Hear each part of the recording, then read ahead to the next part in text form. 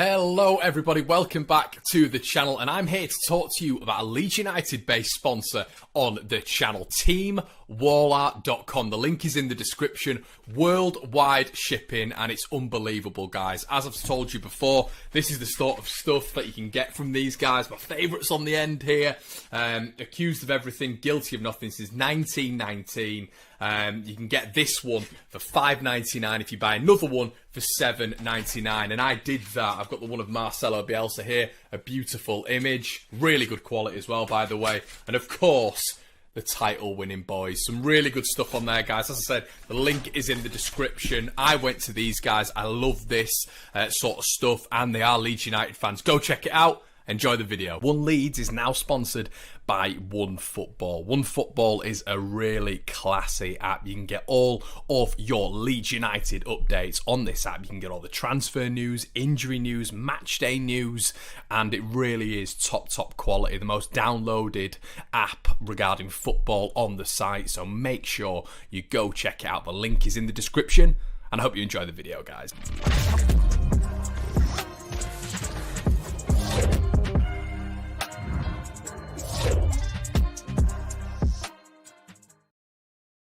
Yes, everybody, hope you're doing fantastically well. It is Connor, and we are back here with your Wolves review / Southampton preview. Hope you're all doing fantastically well. I can see you're all doing good. The WW intro music, I hope you're enjoying it. I've seen some people wanting the jazz music back. The jazz music's done. You got to deal with it. It's now we're in WWE territory. So hope you're enjoying it. It's just a bit of a laugh, guys. Anyway, listen. Straight away, I want to get on to the Wolverhampton Wanderers game. I didn't give a review after the game. The reason being is I had some issues just going on with family, everything that's going on at the minute with this pandemic. It's not always simple for people to get stuff out as quickly as possible. I wish it was.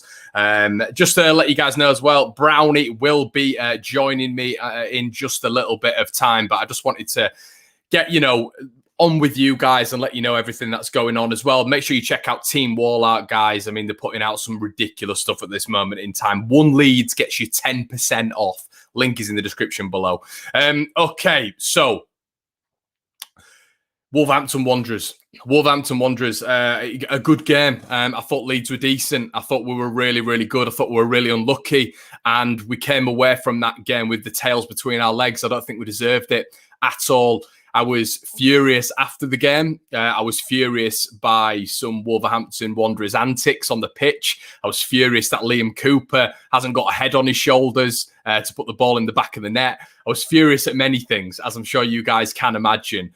But overall, I was furious that we didn't come away with anything. I don't feel in those two games, I don't think in those two games that we've deserved to lose. I really don't. And we came out as the losers in that game, and it didn't feel right. It really didn't feel right, because there's some games where you turn around and you think, all right, fair enough.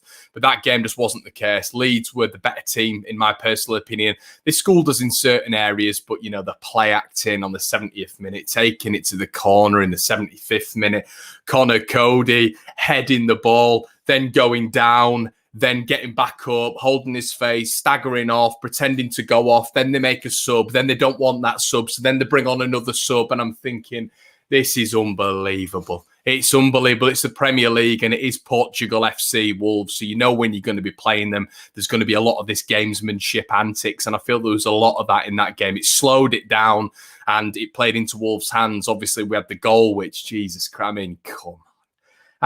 Could you get any more lucky? And that's what I'm calling it on. I really am. An absolute smack from Traore, a wonderful strike. The one thing that we're saying, do not let their wingers do. Don't let them come inside. We don't want inverted wingers. And that's exactly what happened. We spoke about in the preview where Wolves going to be most dangerous. It's when they cut inside. They started to cut inside in the second half. Traore skips past Ayling, skips past Dallas. Too easy to get a shot off. A wonderful strike. And Meslier, who I thought had a really good game, couldn't do anything about that.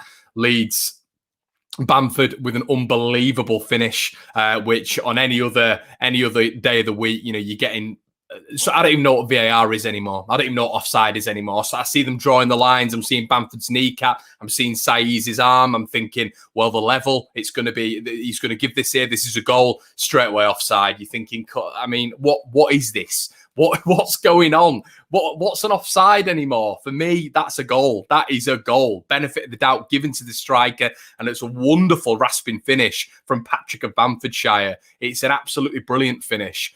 Liam Cooper, I'd love to see him, be able to head a ball. It seemed everything he got his nuts on. It went straight into Patricio. It was all central. He got good connections on all three of them.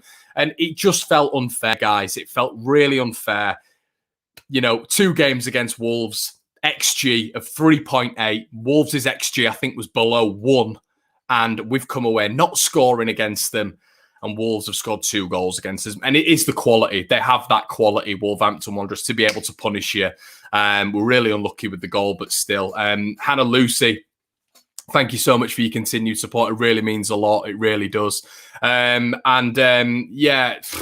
Really don't understand VAR. Even Dazzling Dave on his review of the game said Leeds were unlucky not to get a point, says Michael Brown. Go check out Dazzling Dave as well. A lovely, lovely guy. Dude does so much for charity, which, I want to do more of, with regards to this channel, integrating charities in. It's a big thing for me. I want to start doing that. And Dazzling Dave, a Wolverhampton channel, really does do that really, really well. Cooper should have had a hat-trick. Probably will get beat, to be honest. Southampton are better than us. Cooper needs to go. I can't believe we're playing people like Shackleton alongside Rafinha. What I will say, guys, is with regards to Wolves, Wolves are an established side. We were unlucky in that game. And when I come on here, what are you going to get? It's authenticity. It's real. It's raw. I come on here and tell you exactly what goes on up here. I think we're very unlucky the other day. Extremely unlucky. Players playing out of position again. How many first teams have we got injured now? 6 or 7. A lot of people right now panicking about Fulham. I really wouldn't. And that's me. This is me. But I really wouldn't worry about Fulham. I'm not on that hype train yet to be worrying about them. We've still got a game in hand, which is coming up on Tuesday, which we're going to get into. And I really think we'll be fine this year. But I also understand that this game is massive for confidence. It's huge for confidence. What I'm going to try to do is get a tactical preview out tomorrow. But with regards to Southampton, they're a very good team. And at the start of the season, I'd have picked Southampton. If you guys have followed me from the start, you'll have known that I picked out Southampton, I picked out Spurs, and I picked out Scum to be the teams that I do not want to face this season. Southampton are a team where I don't like the matchup between us and them. I don't like the matchup. Villa, love that matchup all day. Aston Villa, bring it on. I might be eating my words right now. This time next week, but Southampton, I don't like that matchup at all. It's the intensity. It really is the intensity that Southampton play with, the traps that they set, and the high press, which we know with Leeds can be a real problem. Pressing on the wings, pressing on our centre-backs, pressing on our goalkeeper, and pressing in an intelligent way with quality at their disposal, which Southampton have. Now, you're looking at this game a month ago and you're thinking, no chance, absolutely no chance. But the tide has turned a little bit. Southampton, 1 win in 6, ironically, was away at Wolves. And including that was a 9-0 tonking at Manchester United. So can we win this game? Of course we can. We can win every game, but is there a larger likelihood of us winning this game? I'm certain we can do this game, but it's all dependent on which Leeds United turns up. Which Leeds United are we going to go for the jugular? Is it going to be the intensity from the start? That's going to be my question. But they've got a lot to go at with this team. Southampton are very good in certain areas. They hunt in packs. They're a very, very fit side. The results right now haven't been great. I would also ask you to look at those results, who they've been playing. Chelsea, Man United, Wolves have played some decent teams in there. But the good thing is right now is, as Slow Steady Steve says, they're bottom of the form league. I will say Brighton were at that moment. Brighton were when they played us, so please don't read into that. Adama Traore didn't have a single goal contribution until he played Leeds. So it's here and there, really, guys. But I do think it's going to be a challenging game for Leeds. And we've got the man of the hour, David Brown, who is going to be joining. I've just said his full name, which is very weird. I've never done that with Brownie before. But Brownie is going to be joining us right now. Here we go. Dave, how's it going, mate? Yeah, good, mate. That's weird, that hearing someone say David. Yeah, I don't know why I've done that. That's like the first team. I even forgot that was my name myself. Well, now you're a Southampton fan, mate, if you look at the graphic. No. How you doing, mate? You all right?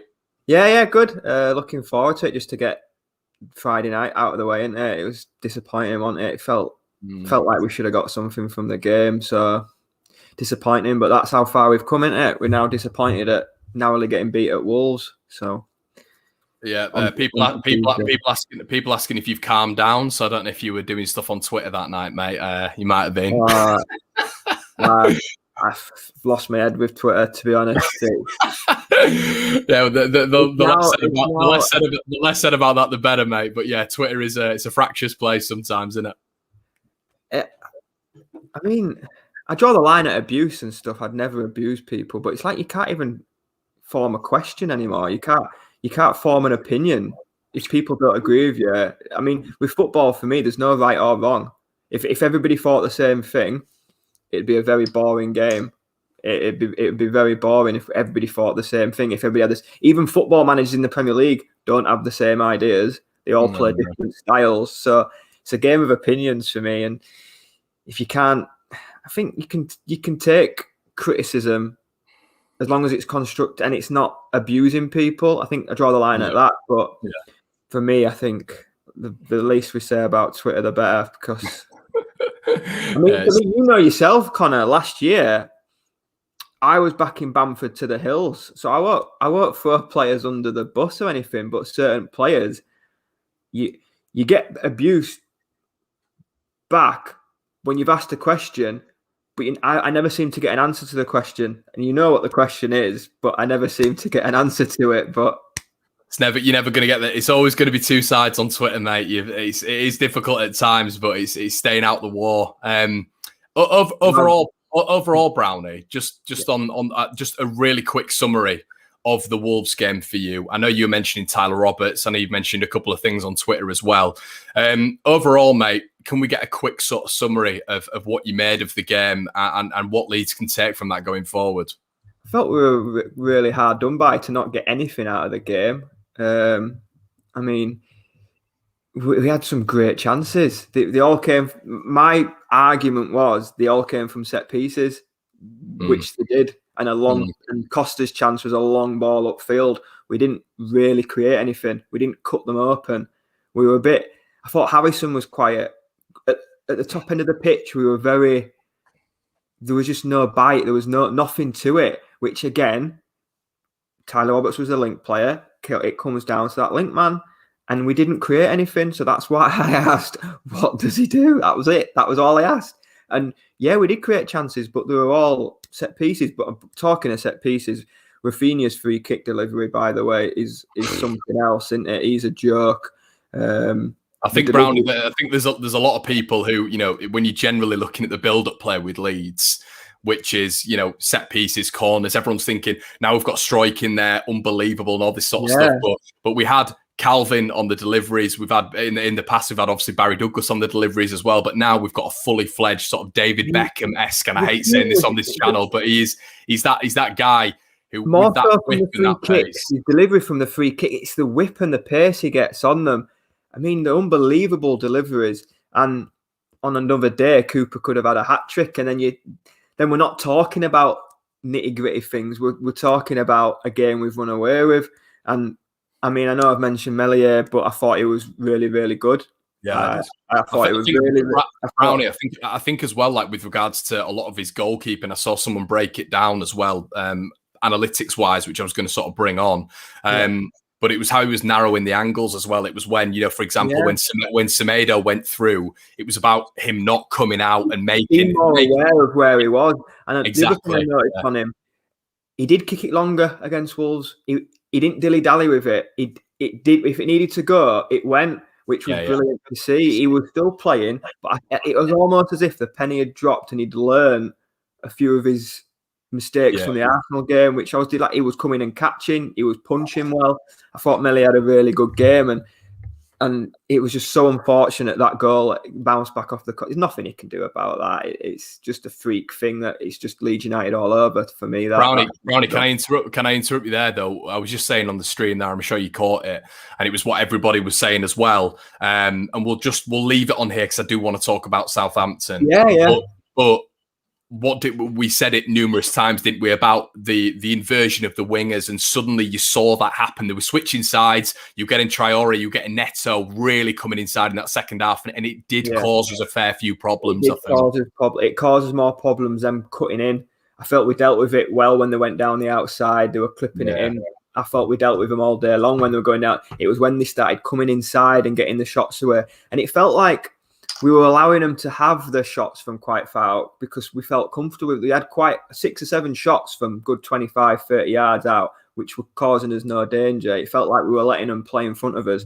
It was just a freak off the crossbar, hitting him and going in. It was just one of them. But I mean, you always break down goals, and is there more we can do? Could Elim have clipped him, give away the free kick, but then he's running a tightrope on a yellow card with Traore at him? Could Struijk have got to, it was just a good strike on it from a long way out. It was just a freak goal. But it was really good again to see how well we coped with him, really. And I'm just gonna give you a little bit of a question here. And it's about Phillips. Do we beat Arsenal and do we beat Wolves with Phillips in that side? I mean, he improves us, doesn't he? And I mean, I think I've just been having a debate with someone on Twitter. I felt we at least deserve a draw. No Wolves fan could have said, yeah, they didn't deserve a point. No. We deserve something from the game. And that's without Phillips. So if you put Phillips into that team, then of course we're going to be stronger. The Arsenal game, maybe not. When you look at the goals, I don't think Phillips does anything about them goals. They were goalkeeping errors, weren't they? So I think them goals still happen.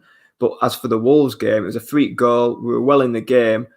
I think Phillips just makes us tick that little bit more, doesn't he? That's not taking anything away from Shackleton, because I thought he was lively. He broke play up quite well and he was getting on the ball. But it's just, again, that psychological thing that I've mentioned before. Just Phillips being on a team sheet, the other dressing room, seeing the team sheet, seeing Phillips on it straight away. It's right, a bit more of a plan. You've seen Man City do it when they played us.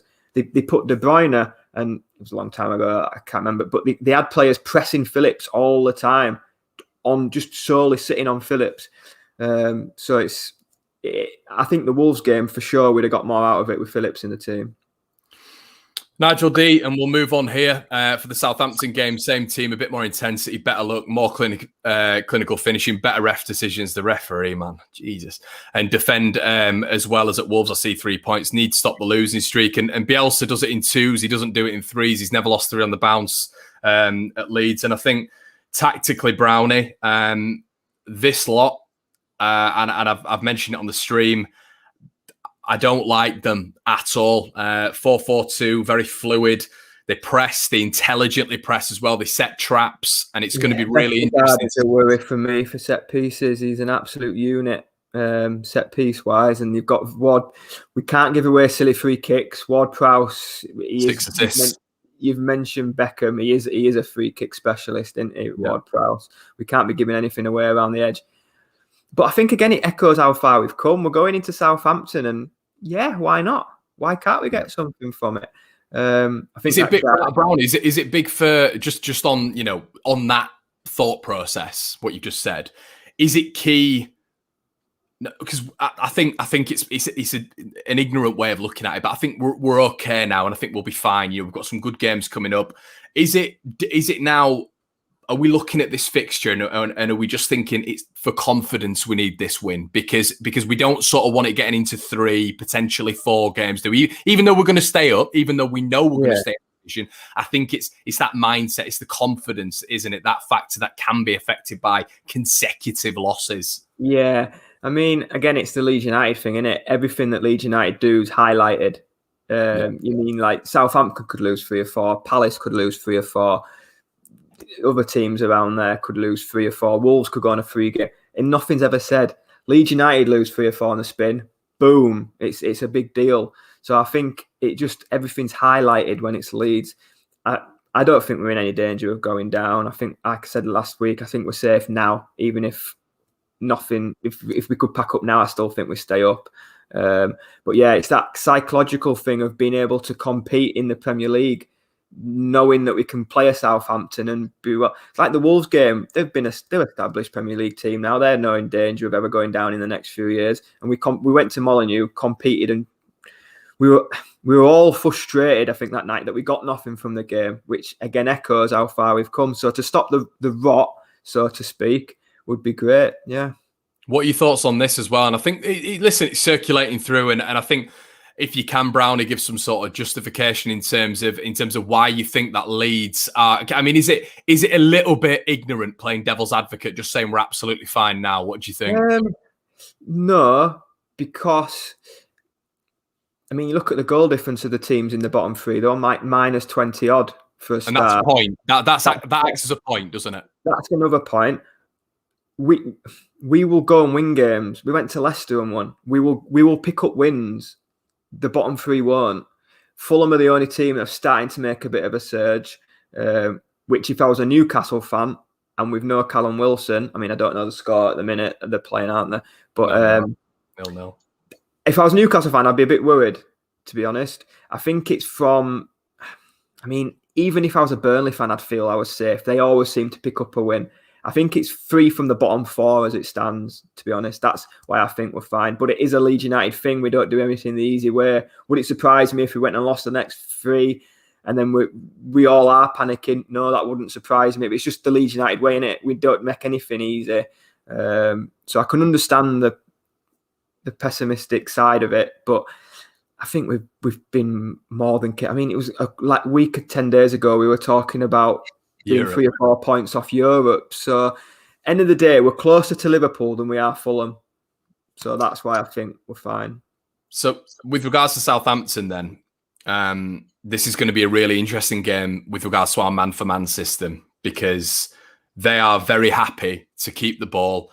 If they see an attacking action, but they don't think it's worth an attacking overload, which they consistently do, if they don't think it's worth that, they won't do it. They'll recycle. They'll give it back to McCarthy. They'll give it back to Vestager. And Brownie, is this game, for me, the 2 words that spring to mind are concentration and focus, because this Southampton team will keep the ball and they'll wait and they're very intelligent.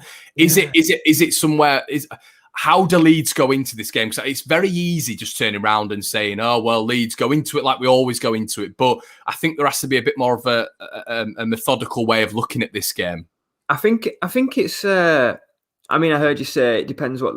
We always say it depends what Leeds turn up. I think it depends what Southampton turns up as well, because not too long ago, they got smashed 9-0. Yeah. They got smashed 9-0, but then they'll go at the weekend and get a point off Chelsea, who have turned the corner under Tuchel. And they beat Wolves away. Yeah, I mean, so they are worried. They are, but they're not. I don't think they're playing to Leeds' hand as such, because they don't leave that much space. They don't leave big gaps. They're very compact. They like to say, and they've got good threats on the break, haven't they? Be interesting to see Shea Adams after our debacle with him in the last transfer window, how much we really wanted him. He might have something to prove, so to speak. He might want to prove a point, but they've got players that can hurt you.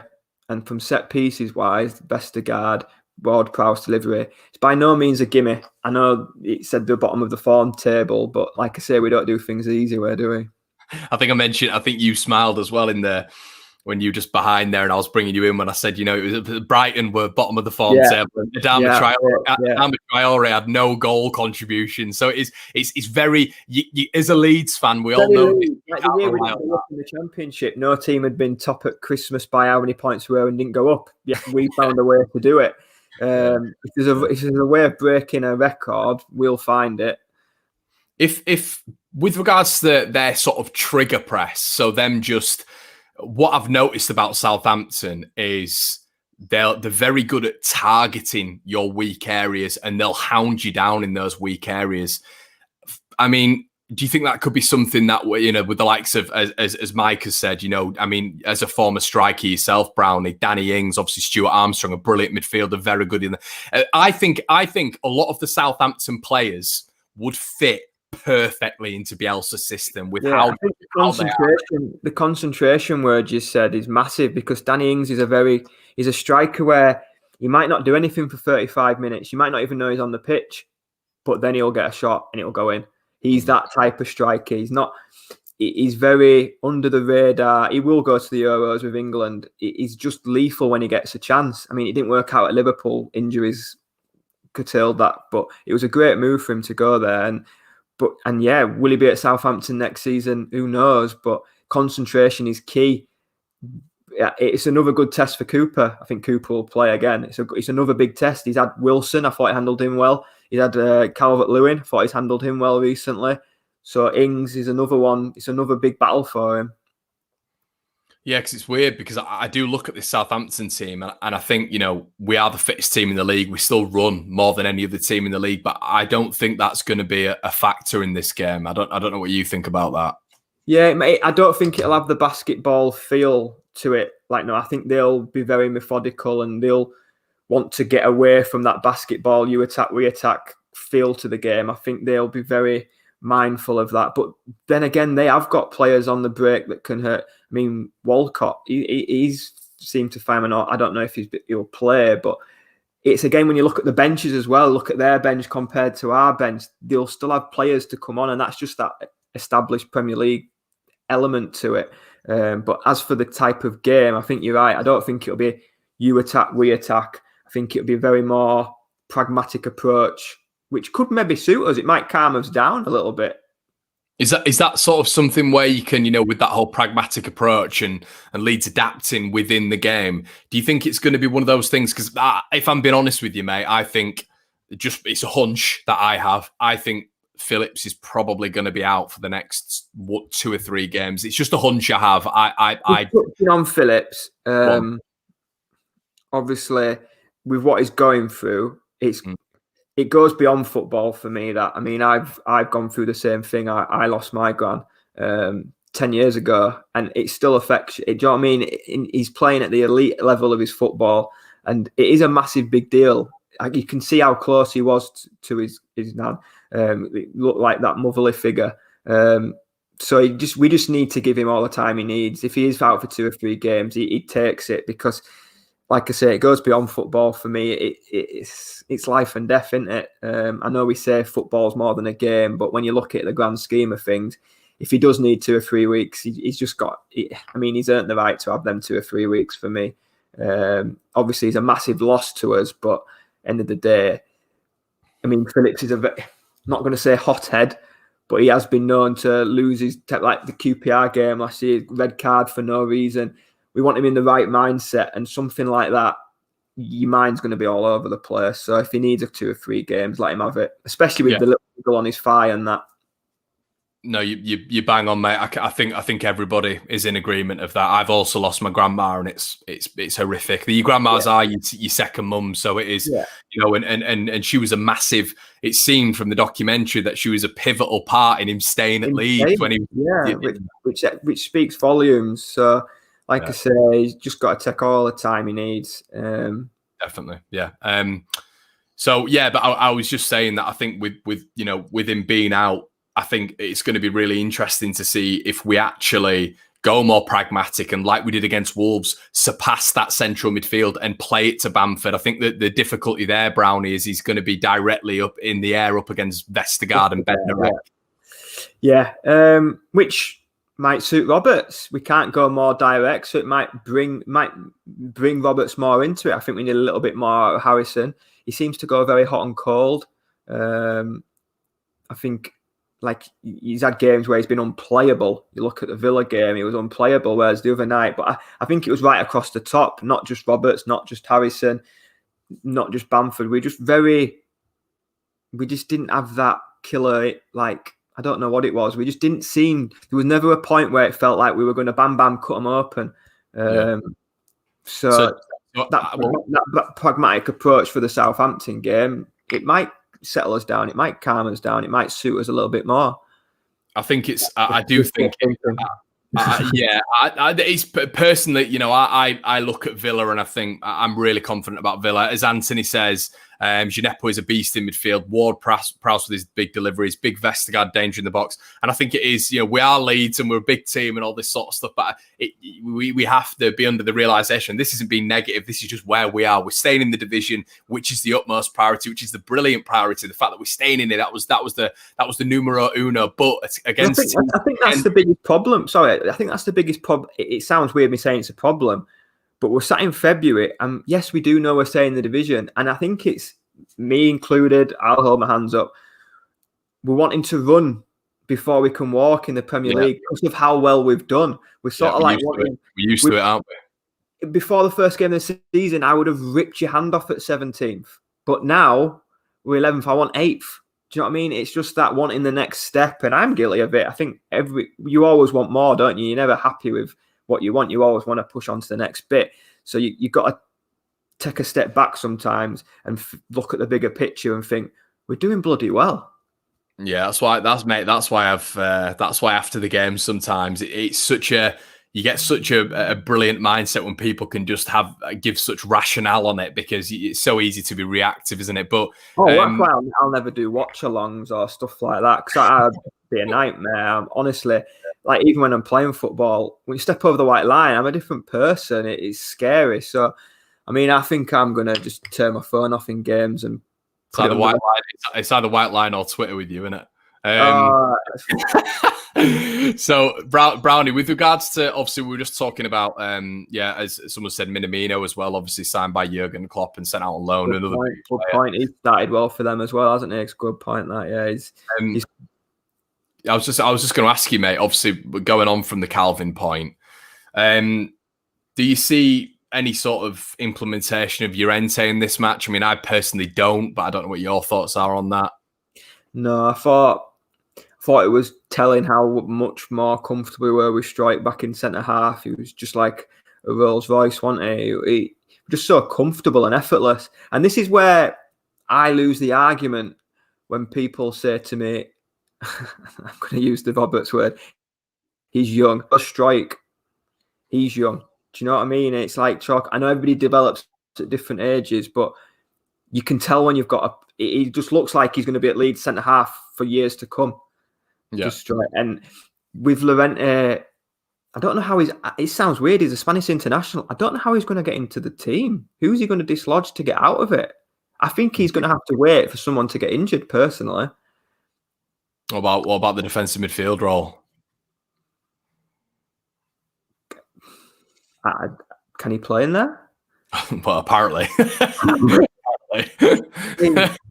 When he came on in the Chelsea game, he was looking to step out with the ball a lot. So I give him that. He was looking to get on it and play. But it's when Phillips is fit, he's not getting him out of the way. So I know people have this thing about Cooper. He's the captain. You're not taking the captain out of the team. I'm sorry. He's going to play.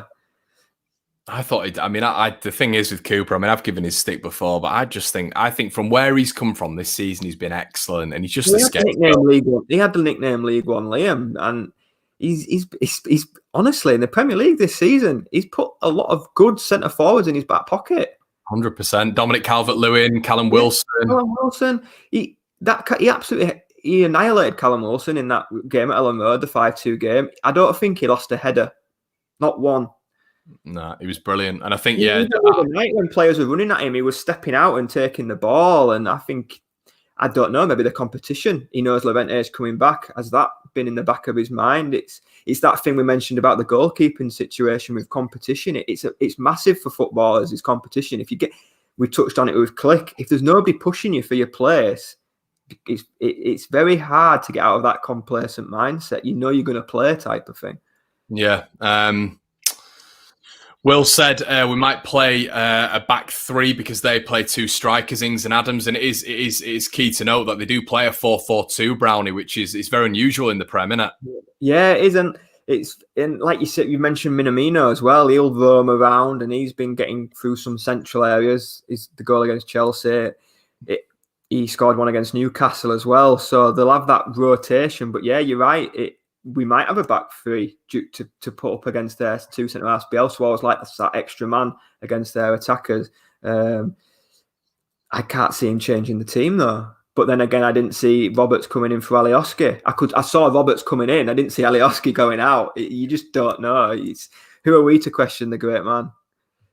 Is it like, if you're getting a team who are set up to win the ball high up, which they are, they're all set up to be playing the ball into the channels, working up, pressing, and recovering the ball in attacking phases. If you're Leeds United,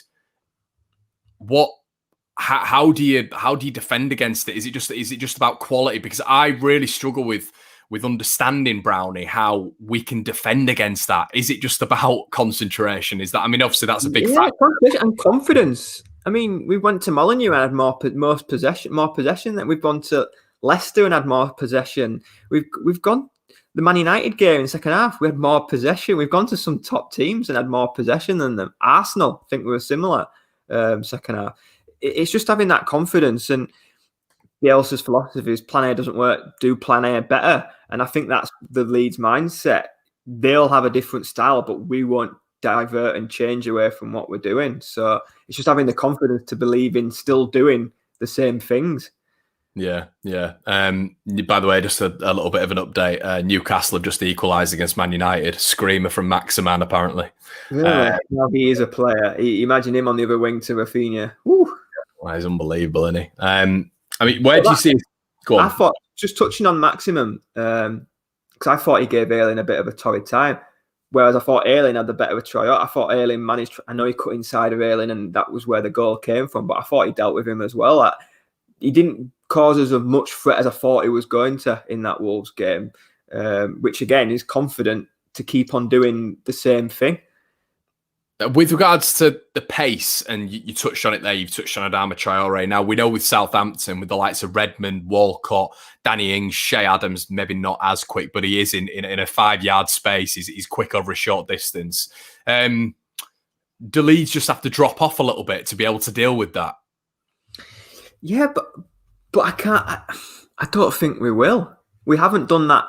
There's been times where we should have done it, and we haven't. Like the Man United game, I hate bringing that game up because, God, it's 90 minutes of my life I'll never get back.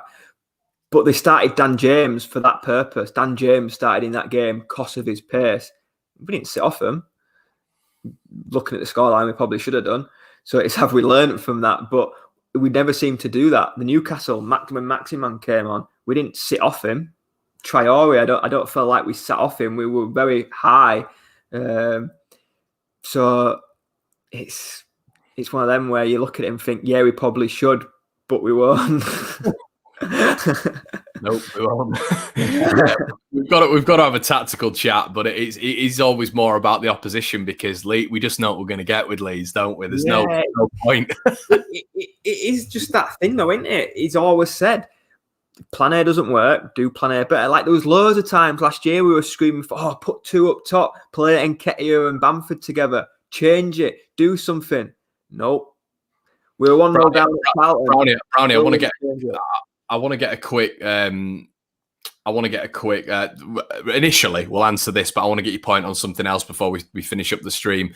Would you take a point on Tuesday now if offered Connor? I 100% would. I don't know about you, Brownie. No. Any point in the Premier League's a good point for me, mate, especially in our position. I hear that. Yeah, I get that. But I wanted out of Wolves and Southampton 3 points. We didn't get it at Wolves, so I felt, especially with we all know what's coming. We've got that very horrendous run coming. Is a point. But why are you bothered if you're not bothered about relegation? Good point. Good point. Yeah, I just feel we're at home.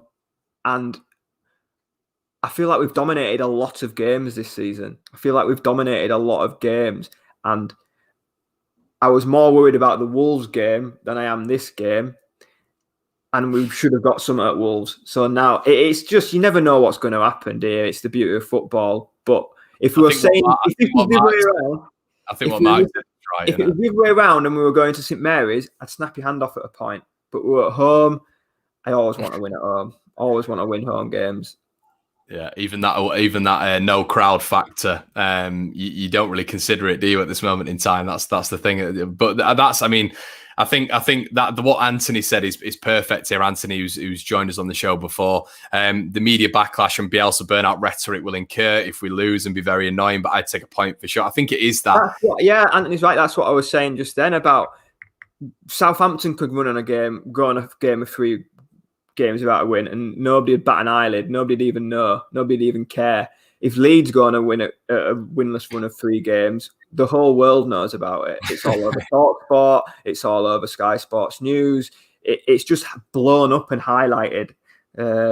I think the positive thing is as well, if we're able to get 2 wins here, if we're able, it's a tall ask because we've got 2 quality teams coming up, Southampton and Villa. If we get these 2 wins in a week, we're literally safe. It's pretty much mathematically we are safe, it's a massive incentive, isn't it? Yeah. I mean, touching back on that point before about why do I think we're safe, like you've just said then, if we get 2 wins, we've still got to play Brighton, we've still got to play Burnley, we've still got to play Sheffield United, we've still got to play West Brom.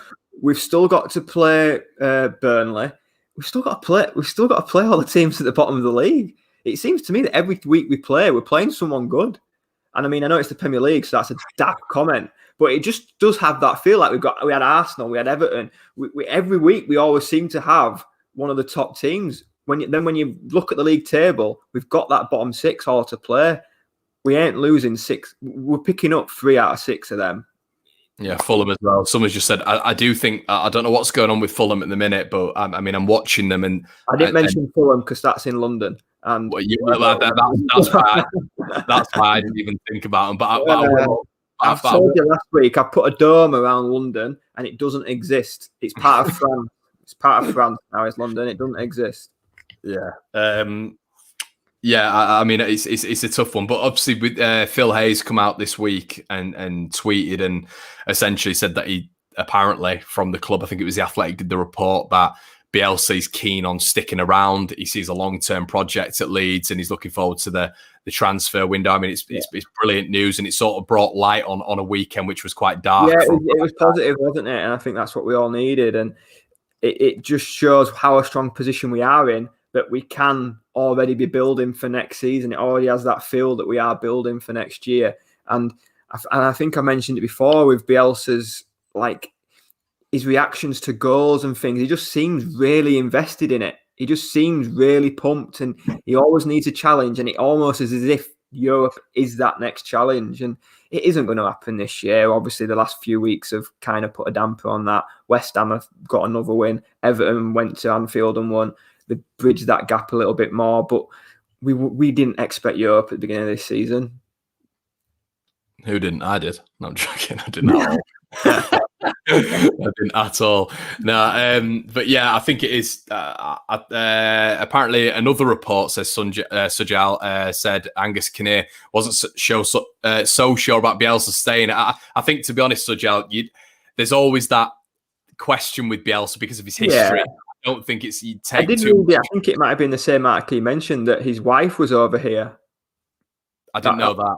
Yeah, I think that was in that article that his wife was over. That's positive in itself. I just feel like you hear of him going to Scarborough for walks or out into the Yorkshire Dales. And I just think he's fallen in love with the place. I do. And at the end of the day, we were all worried about him leaving. Bielsa is so football orientated. And with the way the world is with lockdown and restrictions, footballers are in such a privileged place where they can still go about their daily business, they can still do the job, they still play football. Can you see Bielsa just sitting at home doing nothing? No. So like by the way, there's always that worry that he can leave because he ain't got the name El Loco for nothing. But I do have that feeling that he is very invested and connected with the club. I agree. I mean, he's not going to get a better chairman than any other club in the world do, who gives him such license to do whatever he wants, is he? He's never going to get that ever again. Right. He's earned that right. He's turned the club from, let's be right, we were a laughing stock. We were getting turned over by teams left, right and centre. We sat at the bottom half of the Championship. We've been in League One. Where he's taken us, he's earned the right to do what he wants. And obviously the investment that's coming from San Francisco, it just has that really good feel about us developing. So I'm unsure why he would want to leave. The only reason he'd want to leave is if he wanted to go back and live in Argentina, go back home. But I don't get that feeling. I think he likes Costa too much. That's not Helder, by the way. Yeah, I mean, but by the way, we didn't. I'm not saying anything about players ever again. I think Roberts is brilliant, and I think he should start every game. With regards to the scores, what we didn't mention was that I said 2-1 Wolves. You said 3-1 Leeds. I'm going to take a point for that because I got the team right. You get to lose a point because you said 5-0 in our chat. Or no, no, you get a point. You take a point. You're 1-0 up, mate. You're right. Right, I'm taking 1 point for that, so we'll have that. Get your comments in, guys. What do you think? Do you think it's what the score is going to be this weekend? I'm going to go with, and you need to total your own points up because I've just got a felt tip pen. I can't put everybody down, you know what I mean? This hand gets enough action. Right, so we'll have Brownie is currently on 0. I'll just say that again. I've just put, I don't know why I've just put Brownie 0, Leeds 1. Not sure why I've done that. Right, okay, so I've gone 1-0 up. Brownie, what's your prediction for this game, mate? 2-0. 2-0, and you were straight off the bat with that. Jesus. Yeah. 2-0. Robert's right. What are you laughing at? I think he's going to have a really good game. Yeah, honestly, I get people seem to think all I asked was what does he do, and all I get is good movement, good link up, and then I asked what did he link up because all our chances came from set pieces. That's all I said. And in fact, they did. All right, so you're gonna go 2-0. A clean sheet. Yeah. Right. Okay. I have had a bad day, so I'll put it down to that. Because I'm just going to contradict myself here, aren't I? Because I've just literally said that this is going to. I've since the start of this video, I've been like, this is going to be one of the toughest games of the season. But I've got to be positive about Leeds, and I can't. I can't go 1-0 Southampton. I'm going to go a really tight. I'm going to go 1-1. I'm going to sit on the fence, splinters in my ass. 1-1. Yeah, I think we're gonna get a last 10-minute equaliser, and I think they're gonna dominate. I was honestly, I know we've had the chat about Messi. I was really impressed with his reaction more than anything because 9-0. It was his fault, the Arsenal game. There's no getting around it. The mistakes he made, but his reaction from the Arsenal game was huge for him as a development as well as a young keeper. Could have gone one or two ways. And it looked like a really mature performance after the Arsenal game from LA. So I'm backing him to get another clean sheet. Definitely. Right. Well, I think we'll leave it there, mate. I think we've been once again. This is the long form which we're trying to do before games. I think it's going quite well. Everyone's still hanging around. You're all enjoying it. So yeah, guys, make sure you check out Team Wallout as well. With 1 Leeds, you get 10% off. Brownie, look like you want to say something about Team I was going to say with not the Team Wallout, because I'm really looking forward to the wall art coming. As you can see, I've still got a white wall. And your hoodie. Don't forget your hoodie. Which I think is coming by a pigeon. But competition. Are we starting a competition? Do you want to start it for the Southampton game? I'll get the prize sorted. Go on then. Yeah. Have you got any sort of? Are you going to introduce it, or do we not know it yet? No, we'll tweet it out. But if you want us to go for it now, or we can tweet it out. We'll tweet it out in the morning. Go on. Give everyone a bit of a lowdown on the competition on socials. Right. We'll put the competition up, but everybody does score predictions and stuff. So what we want from you is the score prediction for both halves. Score prediction for both halves. You win the prize. Right. Okay. We'll fund the prize. It doesn't cost you anything. We'll sort the prize out. We'll tweet the competition in the morning. You've got to get both halves right.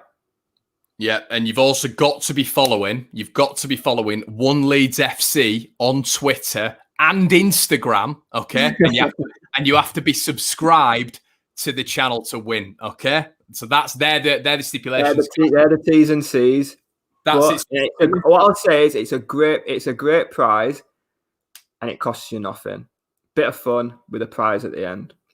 That's it. That's it. And by the way, this is what Brownie was on about. Team Wallart aren't doing hoodies. It's the One Leeds hoodie.